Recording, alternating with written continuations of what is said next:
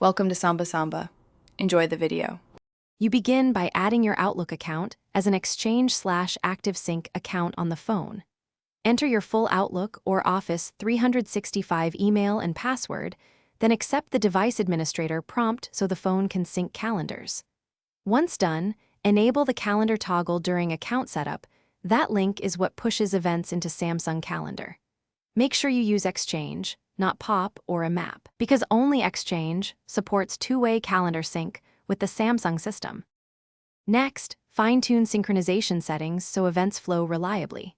Open Accounts, select your Outlook account, then Account Sync and Confirm Calendar is toggled on. Choose Push or the shortest autosync interval available so updates appear quickly on both devices. Tap Manage Calendars or the Calendar app settings to pick which Outlook calendars to display in Samsung Calendar. Also make sure Samsung Calendar has calendar and background permission, and turn off battery optimization for that app to finish by verifying events appear in Samsung Calendar. Open the app, use the calendar list or layers view to ensure your Outlook calendars are selected and visible. If items are missing, go to Accounts and hit Sync Now, then restart the phone.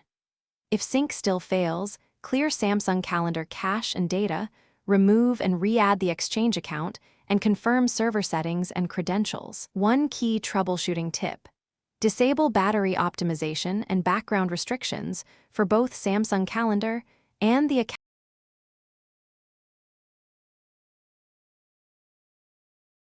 Thanks for watching. Consider subscribing if we helped you.